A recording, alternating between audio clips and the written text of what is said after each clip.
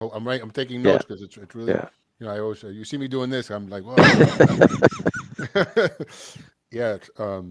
Wow, wow, because one of the things that we addressed and as we've been creating this, we have this slogan, we're people empowering people, which is a slogan that it's a context that I use, and I use it for the planet generation. I use it with Yeah. I do some stuff in jujitsu.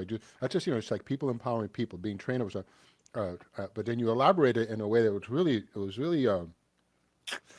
it was good. It was like, okay, but what does that mean?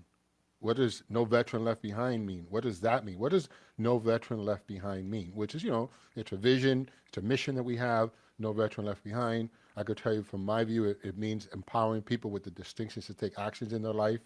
Doesn't necessarily mean enabling people in a way that's disempowering, but sometimes you do have to enable people so they can get past whatever they need to get past to be able Right. to get to the place of. Right. So there's no, my daughter, one of my daughters is very she got like class activist, like she's very and she's walking on all the marches, she's in the news, she's like one of those, like I was like, this kid's gonna burn out at 12. It's like, relax. so so so she's having this conversation with me, and we live in Santa Barbara, and this is I don't know, it was a while ago, and there's a homeless problem here in Santa Barbara, and she said, there's too many homeless, and Santa Barbara's not doing anything about it. uh, and this I think will segue back into the people first. And I had to just, and she's young, and you mentioned millennials and different ages and different generations have different mindsets, and some of them cross all generations. Some people don't. There's a character base that we could all have. Doesn't matter how old you are or where you're from, right?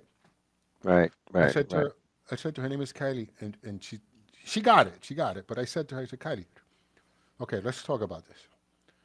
First of all, the homeless problem is not a Santa Barbara problem. The homeless problem is a worldwide problem.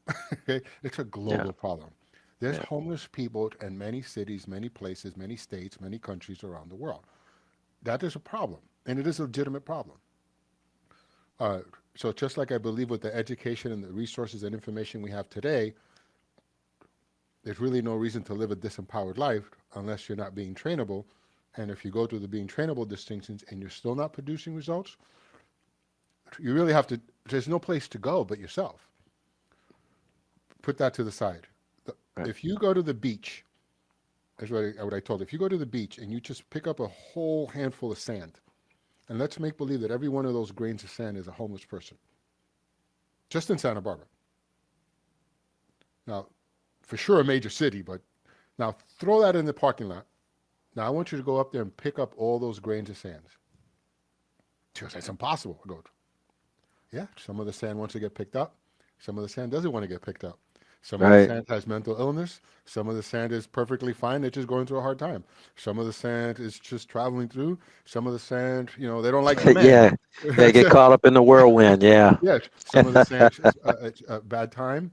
Um, so, so like that. So with that said, the people first. When you say, so she, by the way, so she got it. She take a step back, and there's a lot of great people in Santa Barbara, and I also know in other places around the world, for sure, America, that are trying to really transform and help the homeless problem.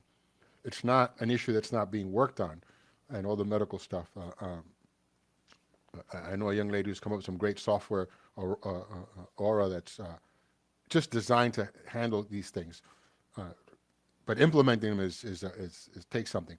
So when we cut to people first, and I hear people first, I mean, I could easily go down as a civilian. I could go down the conversation. Well, what was first before people?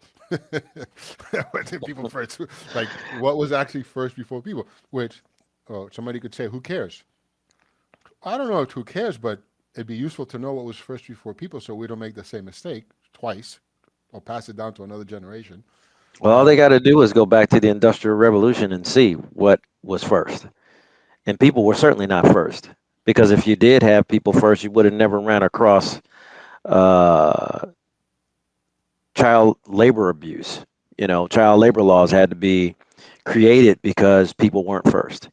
Unions had to be created because people weren't first. Organizations had to come in and fight for an 8-hour day because people were working 12, 15, 20 hours a day and working 2, 3 shifts. So, people first meant that, and really, and I'll put it to you this way, in my mind, to truly get people first is to change the paradigm and shift the work-life balance to a life-work balance. Because if you're going to put people first, then you got to put life first. You can't, when you put something ahead of another thing, you automatically tend to believe that that thing's important. So when you say work life, the most important thing is work.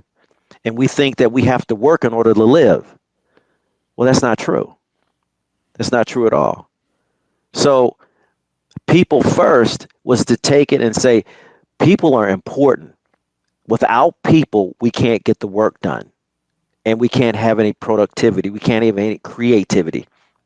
And if we don't take care of the people, then we're going to create something that isn't going to be productive, isn't going to be good for the overall country or the overall community. I mean, you don't even have to go to country; you can go to community.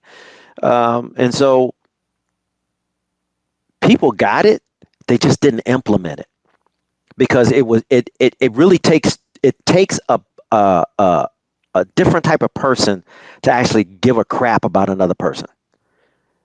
It's it's easy to care about yourself because you know quite a bit about you, but you don't know quite a bit about the other person. You don't know what their mind is. You don't know what they're coming from. You don't know where their background. You don't even know what their agenda is.